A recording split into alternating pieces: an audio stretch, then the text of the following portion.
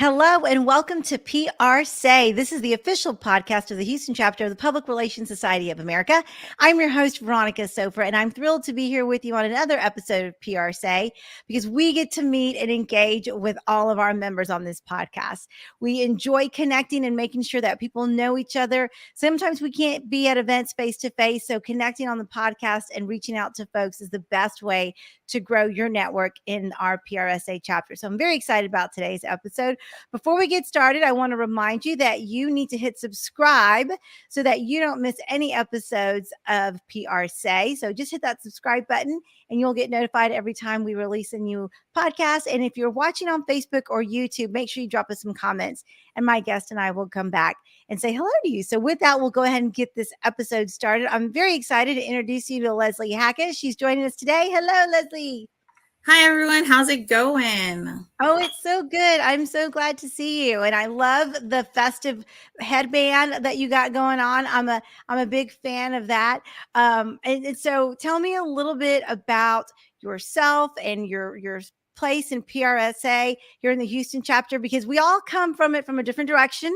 And I always like to start off so that our members know who they're meeting. Yeah, for sure. So I went to school at Texas Tech, and I actually have my master's in communications from there. And I always love talking. So I figured, since I love talking, why not get paid doing it? And so I went and specialized in communications, and I've been in PR for about 7 years now. And I love it. I love the versatility of it all, that every day is a different day. It's not like a cookie cutter situation. Yeah. And so that's what I love, the thrill of PR and communications all together.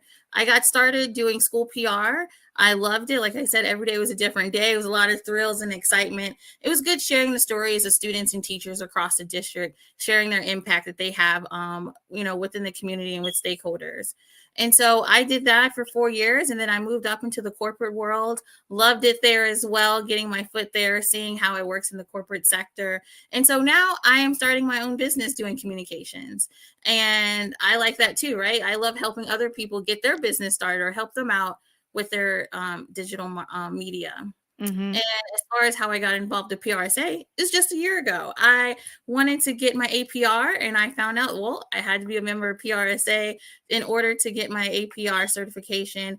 And so that's how I started about a year ago. That's awesome. That's very exciting. We love APR, and we love to hear folks really reaching for the goals. It does so much for our profession. Of course, I have a passion for school public relations as well. So, you had me right. You had me from the beginning, Leslee, because you were speaking my love language there. Yes. So tell us about how you go about helping folks with their social media, because for some people, especially if you're coming from an agency or a corporate background, you may not have your hands in social media. You've got maybe a younger team member or a different team member doing that kind of work. But there's a lot to it, and the strategies is pretty complex. So let's talk about that just a little bit. Yes. So social media is constantly changing, right? All these platforms are constantly competing with each other. And like I said, that's what I love about the versatility about communications, is that you're always having to stay in the know and stay up to date with the trends that are happening. And so to get gradually started into social media is just simple. Just sign up and see what's on there. A lot of people knock TikTok because they're saying, oh, no one's on that platform. How can I market my business on it? But in reality, everybody is on it. My mom is even on TikTok. She's not posting anything, but she's looking up recipes, how to remove things in the kitchen, how to organize things. There's so much information alone on social media that I want everyone to feel welcome to be on there and to learn as much as possible. And so that's the gradual process. Just sign up and search for the things that you want to learn about and that you want to know about. Mm-hmm. Yeah, no, it sounds like some people might be a little fearful of it, but once you get into it, and same thing, once my mom was on Facebook, I knew we'd moved into a different phase of our life, right? Because it's a comfort level. And so I think fearing what you don't know is half the battle. So I think you're right, just signing up. What are some of the, especially when you're working with clients who maybe have a marketing goal or a sales goal, what are some of the things you want them to be thinking about when it comes to implementing social media? Because some people follow the rules of only posting 3 times a day, or some people overpost or underpost. When you're working with folks, how do you get them to find the right balance? hmm Yeah. So the great thing about that is you don't need to worry about what everyone else is doing, right? Just put the Ah, information out there. So starting with what you know best. So if you know for sure that you're a roofing company, start with what you know best by posting information about roofs, the different services that you do, and getting comfortable with what you already know before navigating and worrying about the great details of, yeah, how many times should I post? Should I do hashtags? Don't worry about all that. Start with the basics first and then move up from there. No, that's true. The hashtags can be a little intimidating, honestly. Yeah. So do you recommend that when you're working with clients, do you recommend that they have a dedicated person to doing it, or how do you suggest an organization structure their social media efforts? Oh, yes, for sure. Social media is a full-time job, okay? Ah, And so I recommend that's where I come in, right? You hire me to help manage and develop the social media content, the schedule, how you're going to photograph, take pictures of things, do video. So that's where I come in, right? To help you with your business, to get that all in place because it is a full-time job. A lot of people, even yourself, even if you're not trying to put your business out there, you yourself are on there for hours, right? Minutes yeah. at a day. And so it is a lot of work to maintain that. And so that's where I come in. And I recommend that you get someone dedicated to social media and knows what they're doing to help grow your business and to help get your name out there. hmm Yeah. What's one of the mistakes that you see people doing as they're getting into the social media space? I mean, what's one that you're just like, oh goodness, if I could just help them stop doing that, what would that be? Sound, right? So a lot of people will put up with bad video quality, but if the sound is horrible, they're going to keep scrolling. So I say sound is the most important thing, making sure that there's really no distractions in the background with sounds, that way people can hear what you're advertising and be aware of what you're advertising. I know that right now songs is a very popular thing, right? They're getting hit songs in the background because it's something that's popular and people will recognize. So sound is the most important thing, that if it's off, I'm like, okay, I'm scrolling. This isn't important anymore. I don't even know what's going on. So I say sound is the most important part. I would agree. Sound is definitely it. And being the wife of a sound engineer and broadcast engineer, I can tell you that that is definitely what we talk about a lot in our house. We can handle the visuals not being right, but the sound, then we're out. We're done. You lost us.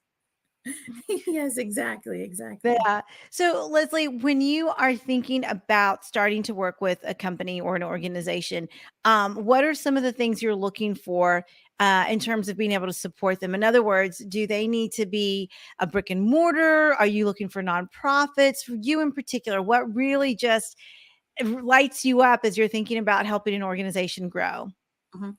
Honestly, I'm helping everyone. There isn't a particular sector or anything that I'm actually focusing on because everyone needs to be on social media because we're Mhm. in a digital world, right? As we're starting to enter the web3 things of the internet, everyone should be on the internet. So there's not really like a niche sector that I'm aiming toward because I believe everyone should be on there and they should benefit for the features that's on there.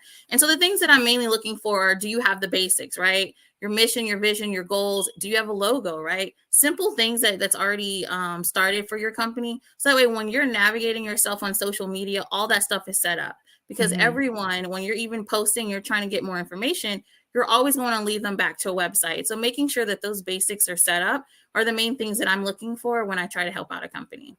Mhm. That's great, and that's good to know. And absolutely, I agree. Everyone should be on the internet. So shifting gears a little bit, do you partner with any other organizations or any other firms? I know sometimes, I know some agencies just started in the last 5 or 6 years, even offering social media as part of their packages because they were just so focused on collateral or outdoor signage or whatever they were doing. How do you find that there's opportunity for you to connect with other PR people? Oh, yes, for sure. Because we're everywhere, right? Because everyone is on social media. And that's what I love about PRSA, because there's so many of us working in the digital media space that we're able to connect and compare our agencies and see what's working, what's not working, Right. and build from there, right? The networking is important. So there really is an importance of that, right? Connecting with people, fellowshipping, doing podcasts like this, Right. getting your Right. name out there and everything. So that's the main thing about it. No, I think that's so true. And I love that our chapter in particular is so committed to finding those networking opportunities because that's what's really going to help us not only grow our own learning, but our own brand and our own businesses. And so you're right on point there. Leslee, how can people connect with you? Are you taking new clients? What are you up to, and how can people learn more about your offerings? Oh, yes, for sure. So you can go ahead and visit my website. It's actually my name, LesleeHackett.com, and visit me anytime on LinkedIn. LinkedIn, I love. It's basically a professional Facebook. Everyone is on it. You can find so much information on there. Look, LinkedIn even now has a funny avatar, okay, a funny emoji. So you can even laugh on there, share information, all types of things. So LinkedIn is the best place to find me. That's fantastic. All right. And we will make sure that those are in the show notes. Any last comments you'd like to make to our audience so that other PRSA members know a little bit more about you? Yeah, stay active in PRSA Houston. It's a great chapter. Follow us on social media, right? We have a lot of great information that's coming out. PR Day is coming out in a couple weeks. So we hope to see you there because we know that we're going to be blasting out a lot on social media and using digital media altogether. Yes, so true. Love the plug. Thank you so much, Leslee, for being on. Thank you. All right, guys, that wraps up this episode of PRSay. Again, our goal is to connect our members here in the Houston chapter so that we can stay connected and support each other in our learning and our businesses as we're growing. So we're going to go ahead and wrap up this episode. Just a reminder to hit subscribe if you are listening to the podcast. If you're watching on Facebook or YouTube, drop us some comments, say hello to Leslee and I, and we will be sure to connect with you. We'll catch you next time.